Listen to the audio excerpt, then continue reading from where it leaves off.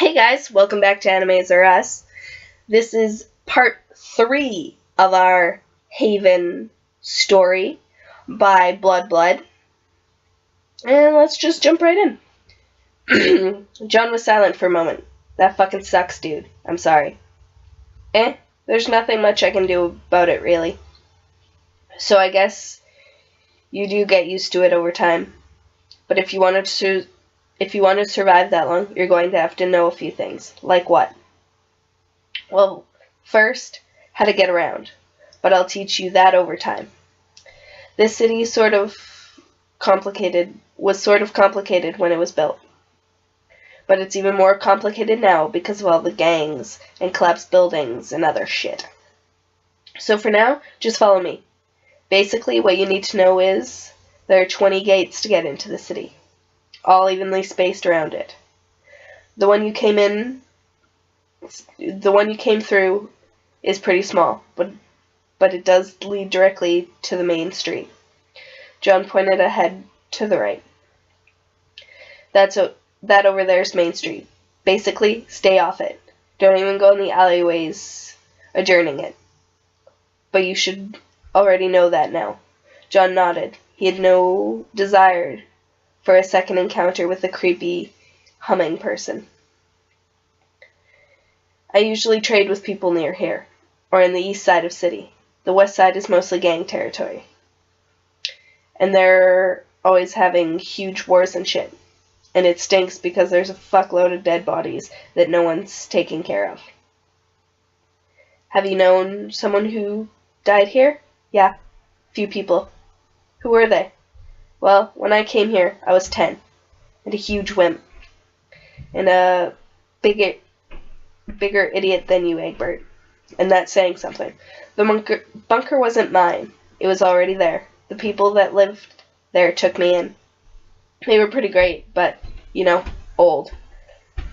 They died from the disease shortly after Solix came. And then there was Aradia. Aradia? Yeah, she was Solix's girlfriend. Arrived shortly after he did. She was nice. A little weird. But they were pretty crazy about each other. But shouldn't she still be here then? What happened? Well, we don't exactly know. I don't exactly know. I wasn't there. I was out one night, came home, and the furniture was knocked around everywhere, and he was sitting there in the middle of the room, covered in blood, holding her body. Oh my god. Yeah. So I go over, and he's obviously flipping out, babbling about something. But he wasn't making any sense, saying it's his fault, saying it wasn't. So I finally get him to calm down, and then he just went silent. We buried Aradia in our sad little homemade graveyard. And he didn't talk for 3 days, finally. The only thing that I could get out of him was that Mindfang was involved. Mindfang? I don't even know. Basically, she's really bad news. I'm pretty sure she's responsible for half the deaths in this place.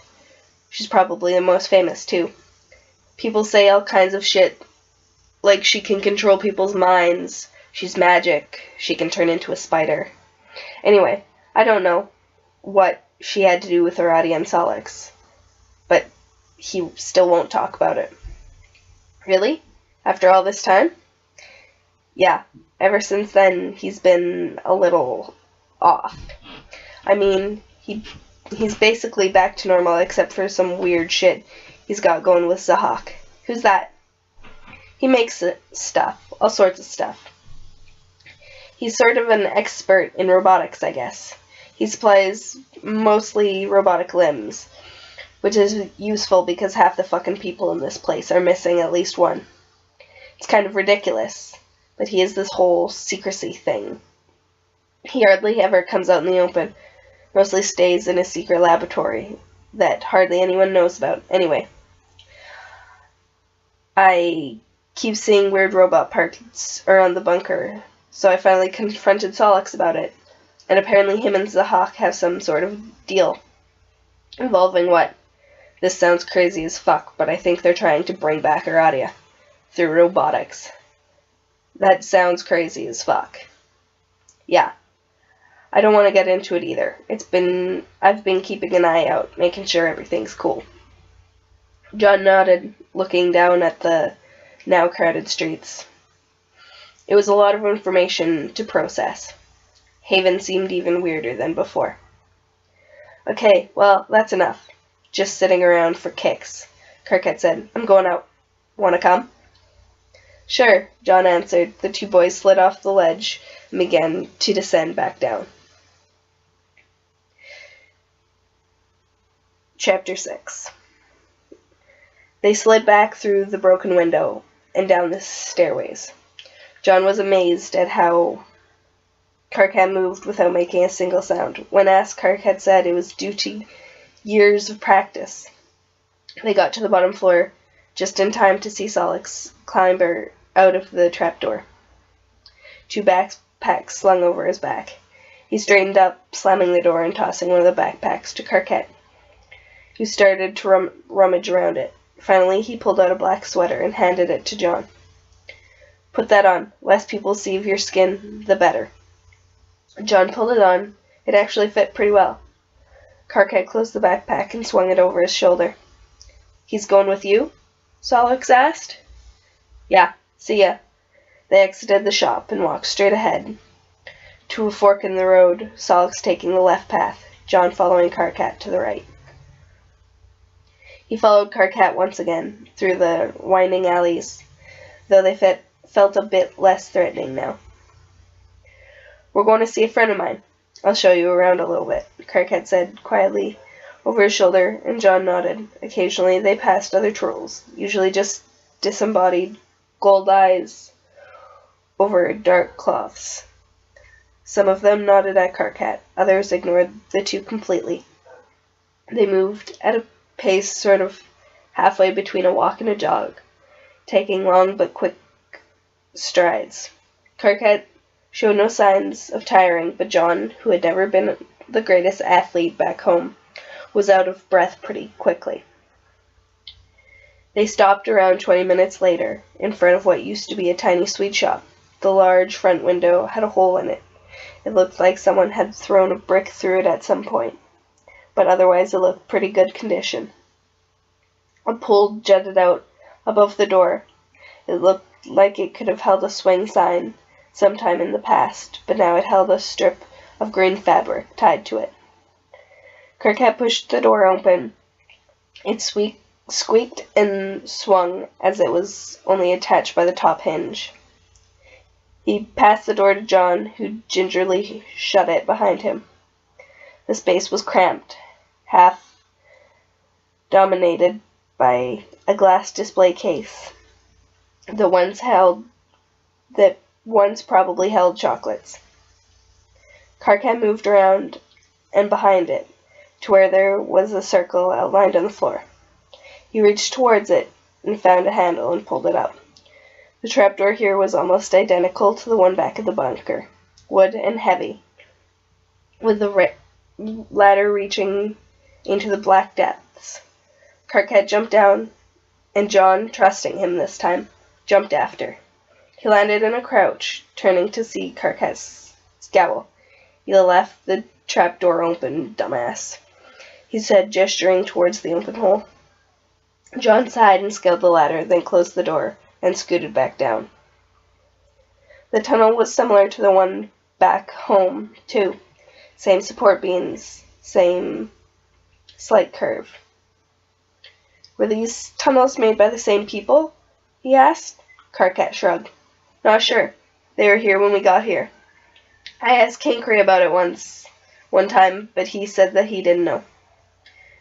Who's Cankry? Oh, he was one of the people that lived in the bunker before me, that took me in. Just then they reached the end of the tunnel to a door that Carquette knocked on. A small rectangle of wood near the top of the door opened. Through it, an eye was visible. Hello? A voice said. It's me, Carquette replied. The rectangle closed, and the door opened. The troll standing behind it was tall, much taller than Carquette and John, with elegantly cut short hair and a smile on her face. She was wearing a jade green coat over a striped shirt and long red skirt. "Karkat, it's good to see you. Who have you got with you?" "This is John, newbie. He's staying with us at the bunker." He turned back to John. "John, meet Kanaya." The troll called Kanaya extended her hand, which John shook. "Come in then. Why don't you sit down?" she said, gesturing them inside, bolting the door behind him. John and Karkat stepped inside. It was about half the size of the bunker, but definitely better decorated. The walls were artfully draped with fabric, making up for the lack of windows. There was a small sitting area in the middle, with a small couch and several chairs around the glass table. The entire place was lit by white Christmas lights strung across the ceiling. A wooden table sat to the right, covering it in different cloths, fabrics, and what looked like half-finished projects. An archway led to a smaller room, through which John could see a bed and an aging wardrobe. Karkat sat on the couch while John settled himself on a small floral patterned chair. "Oh, you are new," Kanaya commented, catching sight of John in the full light. "Got here yesterday," he answered. "Sorry," was all she said. Kanaya went to the next room and came out with a plate of crackers, setting them on the table. "Sorry, they're kind of stale," she said. Karkat and John both began to eat. Kind of stale was an understatement, John thought, as he tried to bite into a cracker. It tasted like wood chips. He didn't say anything out of politeness, but Karkat made a disgusted noise. "Do you need food? 'Cause I have some, you know." "You have 2 cupboards full of packaged noodles, which is better than this." Kanaya rolled her eyes, obviously not very upset. "So why'd you stop by?" "Well, I was just showing John around. Thought you might want to come." "Oh, okay." She stood up and reached to the right side of her waist, where her skirt buttoned up all the way down. Then, with a flourish, she ripped the skirt off. John's eyes bugged, but she was wearing a pair of black skinny jeans underneath. "Impressive," Karkat said. Kanaya smiled, showing elegant, pointed teeth. She grabbed a beanie off the table, pulling it over her head and managing to coat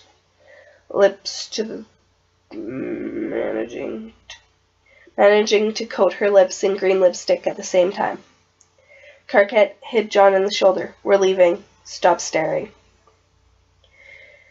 John hesitantly shook his head and followed Karkat to the door. Kanaya gathered a few things into a small brown bag, which she slung onto her back, and then followed them out. "Where to first?" Karkat asked once they'd gotten back to the sweet shop. "He's seen enough of the east side. Let's go introduce him to the princess." Chapter 7. They walked in a triangle, with John at the awkward third person in the back. Karkat and Kanaya were having a whispered conversation. They made a strange-looking pair. Kanaya, who was at least a foot taller than Karkat, was walking while slightly bent to the side. Karkat kept raising on his toes in order to reach her ear. Finally, the trio stopped in the middle of a thin, slanted alleyway. Karkat and Kanaya turned back to face John. "Okay, so we're gonna have to pass by Main Street, but we're on the least populated part, all the way at the opposite end that you came in," Karkat whispered. "Basically, don't make any noise, and stick with us," Kanaya added. "We do this a lot." "Wait," John said. "I thought you said the west side was mostly gang territory. Why are we going there?" "We're not. We're going to the south, but going across Main Street is the quickest way. John took a deep breath. Okay, let's go. No talking past this point, Karkat reminded them. John, you go in the middle. They quickly got in a close-knit, single-file line, Karkat leading, and Kanaya bringing up the rear. The three of them continued down the alley until Main Street was visible. Moonlight shone across the 4 empty car lanes, making what was left of reflective paint shine. Karkat slowly peeked his head out, looking to the left. John held his breath, feverishly hoping that whoever chased him earlier was long gone. Karkat pulled his head back and nodded. Then, in a flash, he reached back and grabbed John's hand, Kanaya grabbing his right, and sprinted across the street. John was pulled along, staring at the back of Karkat's hair, turning silver in the moonlight. He glanced to his left and saw a crowd of figures way down the street, but no yellow flares, meaning eyes. The entire trip took 15 seconds, but it seemed like an eternity before they were back in the inky blackness of the next alley. The two trolls on either side of him didn't loosen their grip or decrease speed.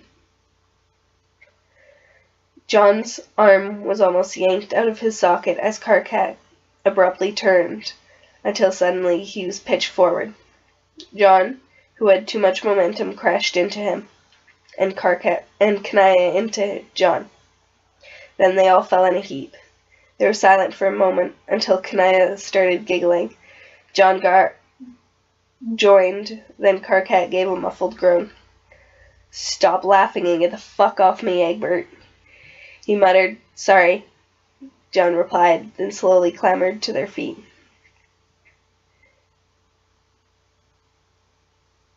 What'd you trip over?" Kanaya asked. "Some idiot standing in the middle of the..." Karkat trailed off, staring into the adjoining alley to the left. "Nitrum?" He held up a hand indicating to the other two should wait, then jogged into the alley.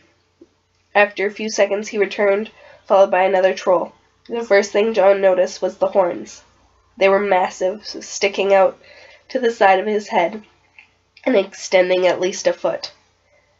Other than that, he looked normal. He was a bit taller than Karkat, his hair cut in sort of a floppy mohawk down the middle of his head. "Hey guys, sorry, I didn't know it was you," he said, smiling. "Yeah, no problem." Karkat laughed. "This is John, by the way." "John, this is Tavros," the two greeted each other. "We're on our way to see the princess. Care to join?" Kanaya asked. Tavros shrugged. "Why not?" They started walking as a clump again. Karkat and Tavros up front, and John and Kanaya in the back. John noticed that Tavros walked strangely, slightly off balance, and there were odd clicking noises every time he took a step. His puzzlement was resolved, however, when Karkat spoke again. "So how are the new legs treating you?" "Pretty good. I don't know how Zahak does it, but they sure as hell work." Tavros laughed, lightly hitting his thigh with his knuckles. There was a metal clang. "Are they prosthetics?" John asked, even though he was pretty sure they weren't. Prosthetics weren't advanced that you could walk that easily in them. "Nope, robotics." Wow, technology here was so much more advanced than back home. Kind of strange for a place mostly devoid of electricity and running water, John thought. They walked for a few more minutes in silence, until Karkat asked in a low voice, "Did you figure out what happened yet?" "About what?" Tavros answered.